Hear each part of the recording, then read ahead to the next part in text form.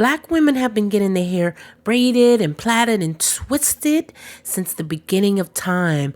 Protective styles is a big part of being a black woman. So of course you're going to want to incorporate that in your art as well. So I'm going to show you step by step how to paint this protective style. So let's get into it.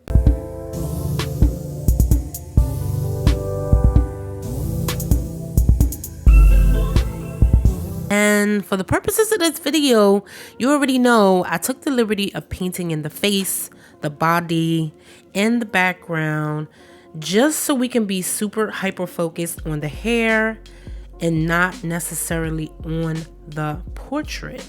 If you want the full portrait, if you want to see the whole thing from top to bottom, including my palette, you can head over to patreon.com/creativegirlcolor, and I put all of that stuff over there. But for today, we're going to be totally hyper focused on the hair. That's why she has no features. So as you can see, her hair is pretty dark. You can see that from the reference photo. And I decided to use my quintessential dark color because you guys know I do not use black. I don't like black.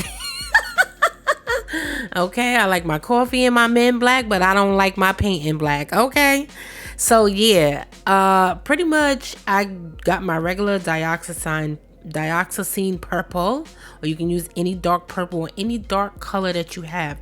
Parisian purple, Parisian blue, or you can do my regular mix that I usually do, which is Ultramarine Blue and Burnt Sienna, and that will give you your dark values. So I'm pretty much just blocking things in, taking my time to really look at the texture, the movement. With the key to hair is not necessarily, we can get overwhelmed by looking at a photo or looking at a person and we seeing all the things that's going on with the hair, but we're not really paying attention to the fact that there's actually movement. There's a method to the madness, right?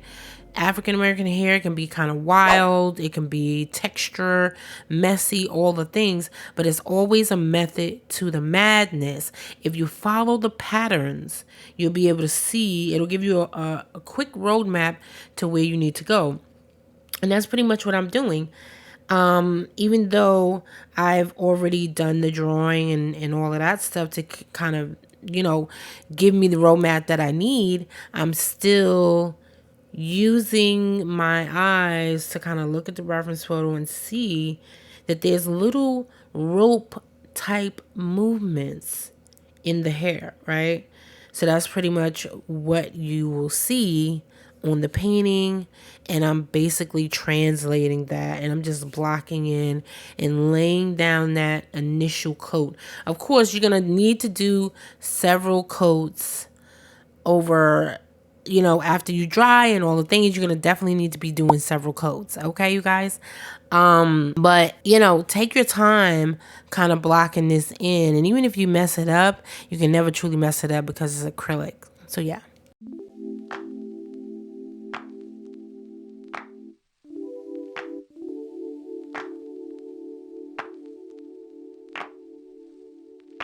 My life wasn't perfect, yeah, I know that now. When it came crashing down, all I know is that I need you around. When it comes crashing down, all I need is not to feel so much alone. So step inside my zone, baby, you can give me everything I want. Everything I want. You are all I need now.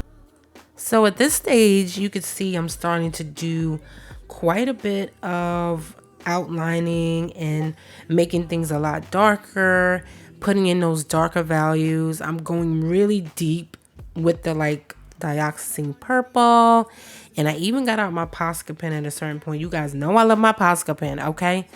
But you don't necessarily have to have a Posca pen to be able to do these different little details.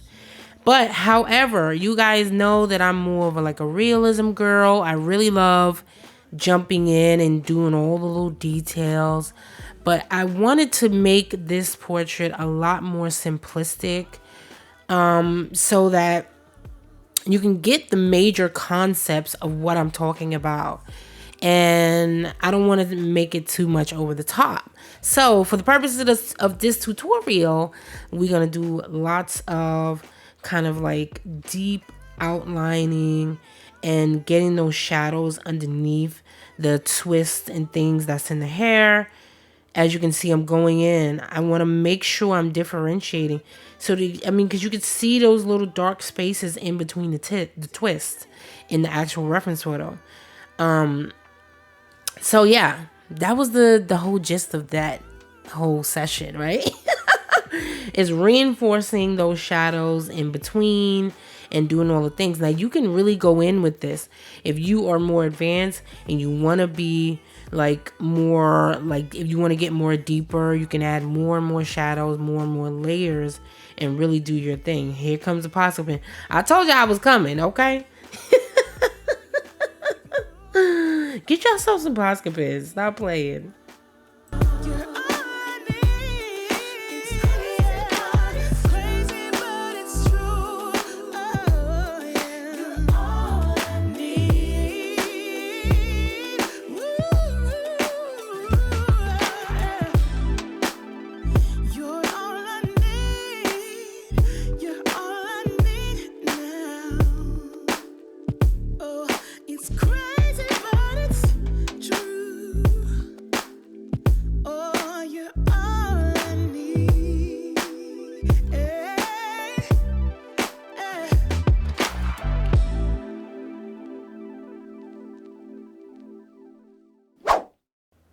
All right, y'all. So this is when we get into the fun part, the good part, the nitty gritty, right? This is it's the details for me. I love putting in these little details, the highlights and things like that. This is what really gets my blood pumping. We've already kind of midway past the ugly stage and we're getting into those fun parts. And you can see I'm popping in some color now to signify the twist, but I'm still going in the same direction. Remember what I tell you guys all the time about directional brush strokes, okay?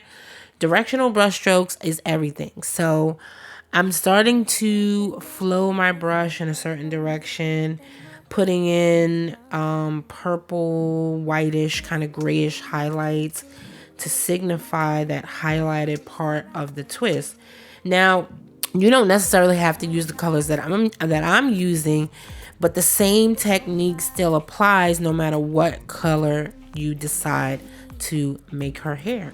So yeah, comment below and let me know how you're feeling about this hairstyle and what next hairstyle you would like to see, because I think you guys are really enjoying this hair series, okay? Half the battle of getting through a portrait is getting your way through the ugly stage, dragging yourself into your studio hour after hour, day after day. That sets you apart from the people that gave up, okay? People think it's easy. It's not easy, but I promise you, and I tell you guys this on a regular basis, I promise you, if you keep going and you continue to push and push, you can get through anything and you'll eventually make it on the other side, and you'll have something beautiful, something wonderful you can look at and show to your friends and your family, and everybody be like, "Ow, that's so cute," yada yada yada. Get all likes on Instagram. Okay, thank you. I hope you enjoyed today's video. And yeah, you know what it is. If you want the traceables, behind the scenes, the reference photos, and all the good fun things that we have going on Patreon, you can head over to patreon.com/creativegirlofcolor and support the channel. And I'll catch you on the next one. Bye. Don't care what you say, what you do, how you feel, as long as you can show me